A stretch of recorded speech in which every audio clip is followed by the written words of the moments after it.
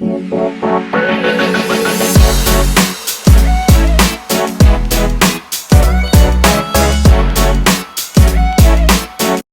à tous. Bonjour. Bonjour et bienvenue dans un nouvel épisode des jeunes investisseurs de Nimo. Aujourd'hui, on se retrouve avec notre partenaire en financement qui est donc la société Courtage Finance et qui est représentée par Catherine Turquet, qui est la responsable de la société Courtage Finance. Catherine, est-ce que tu peux te présenter un petit peu et présenter ta société? Bonjour, Catherine Turquet. J'ai monté le cabinet Courtage Finance il y a une bonne dizaine d'années maintenant. On est spécialisé dans le prêt immobilier, dans l'assurance de prêt également, parce que ça, mine de rien, ça peut avoir un impact important dans le coût d'un crédit et dans le rachat de prêts immobiliers. Donc du coup, Cathy, donc pour les personnes qui nous regardent, est-ce que tu pourrais expliquer un peu les étapes des financements pour un premier achat ou pour les jeunes qui voudraient investir? Tout à fait. En fait, la première étape, je pense la plus importante, avant de se lancer dans un achat, c'est de faire un calcul d'enveloppe. Donc de nous consulter pour savoir ce qu'il en est, les possibilités de financement de chacun. Parfois, on a le sentiment de ne pas avoir accès au crédit immobilier, alors que c'est tout à fait possible. Parfois, c'est l'impression inverse, c'est-à-dire qu'on a l'impression de pouvoir acheter, alors que ça n'est pas forcément au moment choisi. Donc nous, notre travail, ça va être un travail de préparation, d'études donc sur la faisabilité et de préparation pour anticiper un projet immobilier, soit à court terme, soit moyen terme. L'étude, elle est totalement gratuite et sans engagement. D'accord. Voilà. Donc, admettons une personne qui vient d'avoir un CDI, ou de combien de temps elle peut déjà prétendre avoir un crédit pour investir? Il y a la théorie, il y a la pratique. Ouais. Dans la théorie, les banques ont tendance à demander une année d'ancienneté. Dans la pratique, on a la chance d'avoir des partenaires bancaires adorables, avec qui on travaille vraiment en confiance en plus. Donc, dès que la période d'essai est terminée, c'est bon. Okay. On peut lancer le projet. Bon, donc, il n'y a pas besoin d'attendre trop longtemps. Super. Voilà. Et l'utilité, alors, ce qu'il y a à bien comprendre, c'est que Catherine ne représente pas un établissement bancaire. Non. Catherine représente sa société qui est Courtage Finance. Donc, son métier, c'est le courtage. Donc, tu es courtier. Courtière, on dit courtière. On dit courtière. Voilà, tout ce qui met au féminin. Tant mieux. C'est bien, bientôt. Et donc, tu es courtière. Oui. Est-ce que tu peux expliquer quel est l'intérêt pour un jeune investisseur, quelqu'un qui veut faire son premier investissement, qu'il soit locatif ou de résidence principale, de passer par un courtier? Alors, on va dire l'intérêt va être double. En tout cas, ma mission est double. Donc, théoriquement, c'est un intérêt pour mes clients. Le premier, ça va être sur un plan purement financier, c'est-à-dire de réduire le coût du crédit. En tant que courtier en prêt, on travaille avec l'ensemble des établissements bancaires. Donc, notre rôle va être d'être un petit peu l'avocat de notre client en termes de financement pour aller chercher le meilleur taux d'intérêt, aller chercher l'assurance de prêt la moins coûteuse, réduire les frais de dossier, adapter l'offre de prêt parce que c'est quand même un monde un peu technique, on va dire, aux besoins et aux spécificités du client en particulier. Ça, c'est une première chose. Et la deuxième chose qui nous tient beaucoup à cœur, quand je parle de nous, c'est moi et l'équipe, c'est d'accompagner nos clients, de faire en sorte, souvent pour les primo-accédants, c'est un peu impressionnant d'acheter un bien. On a l'impression de se lancer dans une aventure de vie qui va durer 25 ans. Oui, c'est un peu ça, je pense qu'on regarde. Ben oui.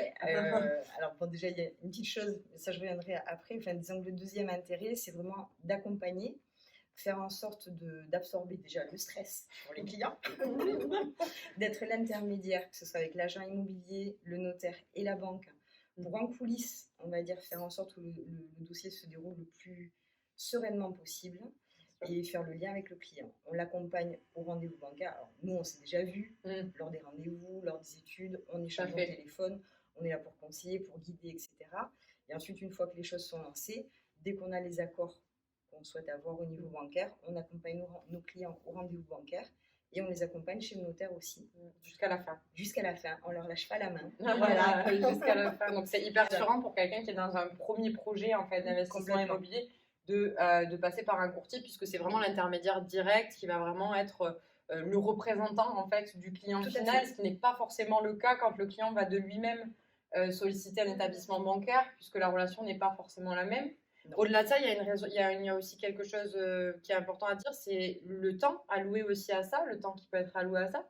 Parce qu'effectivement, un client qui va vouloir faire le tour par rapport aux offres de prêt, enfin les offres par rapport au taux d'intérêt dont tu parlais, le rendez-vous bancaire en moyenne, c'est quand même au moins une heure. Le dossier, on ne peut pas le présenter n'importe comment. Bien sûr. Parfois, il peut y avoir des dossiers un petit peu complexes, un petit peu tendus, donc il y a des manières de De présenter les présenter un choses, dossier, bien de sûr, présenter un dossier, donc ça fait partie de notre métier également. également. C'est-à-dire qu'il y a, voilà, au-delà du temps, il y a aussi cette technicité qui est là, cette expertise qui va permettre d'obtenir déjà un accord de prêt. Un Parce que, accord de prêt, voilà. on est là pour simplifier la vie à nos clients, en fait, très D'accord. franchement, pour que leurs projets, c'est des projets de vie. Mm. Quand on achète, que ce soit la résidence principale ou quand on commence à constituer son patrimoine, donc un patrimoine locatif, c'est toujours des projets où on y met beaucoup de cœur, d'énergie, parfois beaucoup de stress, d'anxiété.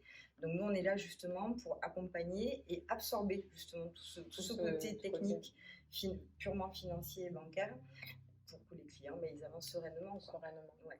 Et d'ailleurs, Héloïse, les acquéreurs qu'on avait vus juste précédemment, Louis et Quentin, sont également passés par Catherine. Oui, voilà, vous allez retrouver donc du coup l'interview à la fois de Louis et à la fois de Quentin, donc avec moi et Sophia, sur en tout cas leur premier achat qui a été finalisé pour Louis et qui est en cours de finalisation pour Quentin. Effectivement, ça a été Catherine, du coup, leur interlocutrice, pardon, pour ce qui est du financement, en fait, de ces emprunts. Donc, ils ont fait un petit témoignage là-dessus. Vous pourrez le retrouver sur les autres interviews. Tout à fait, Sophia. Alors, du coup, Cathy, pour toutes les personnes qui nous regardent, qui peut-être envisagent du coup d'acheter leur premier achat et qui ont certainement la peur du coup de l'engagement et de se lancer, qu'est-ce que tu peux leur dire, les conseiller, ou comment tu vois ça? Mais j'aurais tendance à leur dire quelque chose de très simple. Parce que c'est quelque chose que j'ai remarqué, qui arrive souvent, ce que je comprends largement, qu'on ait peur de sauter le pas en fait. On est locataire, il y a un petit côté un peu rassurant parce qu'il n'y a pas cet engagement.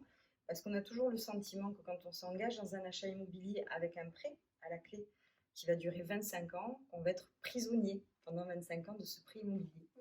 Il y a quelque chose de très très simple qu'on oublie dans ces cas-là, c'est qu'on peut revendre. Ouais. Tout simplement. Ouais, tout à fait. Ça permet de solder tout à fait son emprunt. On peut revendre. Et c'est vrai qu'il y a. Alors, au-delà de ça, il ne faut pas oublier que l'immobilier, je pense en tout cas, est une vraie valeur sûre en termes d'investissement. Quand on est jeune, moi je regrette d'avoir acheté si tardivement au final dans ma vie, parce que c'est des années de loyer perdu. Bien sûr. Et le bien qu'on achète à 25 ans, c'est pas celui dans lequel on sera à 40. Ça, c'est une certitude. Les gens en moyenne en France revendent tous les 7 ans leur bien. Donc il y a un turnover qui est fort.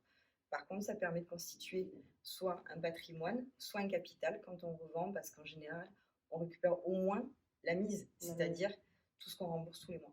Bien Donc sûr. il ne faut pas avoir peur. Voilà. Au-delà de ça, au-delà de ça, je rebondis. C'est vrai que c'est engageant sans l'être, puisqu'en fait, il y a plein de possibilités. Une fois qu'on est propriétaire d'un bien, c'est soit de l'exploiter avec un revenu locatif, donc de le mettre en location, soit de le revendre, effectivement, et ça nous permet de nous dégager la capacité d'endettement. Tout à fait. Voilà. Et puis après, de nous dégager des revenus complémentaires très sympas. Tout à fait, de dégager du revenu passif, c'est ça, exactement. Est-ce que tu peux nous parler juste de l'année 2021, comment tu la vois, comment tu l'envisages au niveau des conditions bancaires notamment? Je pense que beaucoup de gens se posent la question et c'est surtout qu'on entend beaucoup de choses. C'est vrai. Donc voilà. Alors nous aussi, on entend beaucoup de choses de nos partenaires bancaires. Voilà. Mais déjà, sans revenir sur 2020, mais je constate quand même que depuis cette pandémie mondiale, tous les phénomènes qu'on connaît tous, je pense que globalement, les gens ont envie d'acheter leur bien, la résidence principale, de se constituer un patrimoine parce que c'est une vraie valeur refuge. C'est très rassurant. Donc le marché immobilier est archi dynamique. Tout à fait. Et en 2021, j'ai l'impression encore plus qu'en 2020. En tout cas, c'est nous le sentiment qu'on a. Au niveau bancaire, on est sur des taux qui sont extrêmement bas et qui le restent. Donc, si à un moment on pourra acheter, c'est sûr qu'il ne faut pas hésiter, c'est maintenant. Les banques continuent de prêter parce que l'immobilier reste quand même un des secteurs d'activité qui dynamise en général une économie nationale. Donc, l'immobilier, donc le financement qui va avec, elles ne sont pas du tout sur le frein. D'accord. Elles sont un petit peu plus rigoureuses sur les conditions, mais elles se posent elles aussi beaucoup de questions, puisqu'elles ne veulent pas non plus freiner ce dynamisme qui est bien réel. Tout à fait. Donc aujourd'hui, on peut continuer de financer des personnes qui n'ont pas d'apport. Sans apport. Alors Voilà, ça, c'est donc, très sans important. apport. Ça, c'est vraiment très, très important parce que ça, c'est vraiment, je pense, ce sur quoi on entend le plus de choses Tout à fait. dans notre milieu. C'est vrai. plus possible d'acheter sans apport, c'est fini, c'est terminé. Donc, tu nous confirmes que c'est pas forcément le cas. Voilà. Voilà, on peut. Alors, c'est pas pour 100% Sans des des clients, cas, voilà. mais il va y avoir des conditions d'âge. C'est-à-dire qu'on va comprendre que quelqu'un de 25 ans n'est pas forcément 15 000 euros d'épargne. A contrario, quelqu'un qui va être dans la cinquantaine, s'il n'a pas du tout d'épargne, Oui, il a c'est découvert tous les mois, ce sera C'est plus moins, difficile. voilà, tout à fait. Mais un jeune en CDI qui n'a pas d'épargne, voilà. Aujourd'hui, on Aujourd'hui, c'est continue de possible. financer. C'est possible. Et bon, je reviens un petit peu là-dessus, mais c'est la vérité. On a des partenaires avec qui on a créé des liens de professionnels confiance, oui. de confiance depuis de longues années. Donc, quand on croit en un dossier, en général, On on le y croit défend. aussi. Voilà. Voilà. Et vous le défendez surtout Et on super le bien défend en sorte, ensemble. pour faire en sorte que Voilà. ce dossier Tout à fait. soit accepté. Ouais. Si c'est possible, en tout cas. Donc, Voilà. sans apport, c'est encore possible. Voilà. Bon, mais super. Bon, mais on a fait le tour. Oui, je pense qu'on a fait le tour de toutes les questions. En tout cas, si vous avez des questions à poser à Oui, Catherine, c'est encore tout à fait. possible. C'est pas Donc, parce que cette vidéo sans est terminée, problème. n'est-ce pas, Sophia? Que je me désintègre. Non. Du coup, ben, on va mettre d'ailleurs ses coordonnées en barre d'informations si vous voulez la contacter. Et ben, merci beaucoup. Merci Catherine. à toi. Vous retrouverez aussi tous les réseaux sociaux du coup nous concernant, donc Sophia, moi-même et Catherine et la société Courtage Finance dans son ensemble, puisque Courtage Finance c'est quand même une équipe aussi. Complètement. Donc Amandine voilà, et Florence. voilà, il y a 3 personnes qui sont dédiées du coup au financement et qui sont nos partenaires du quotidien en fait, hein, pour C'est vrai. les projets d'acquisition. Mm. Donc vous pourrez suivre les aventures, que ce soit de moi-même dans la location, de Sophia dans le cadre de la transaction, ou de Catherine et son équipe Courtage Finance sur les réseaux sociaux. On vous met tout ça en description. Merci beaucoup. Merci. Merci.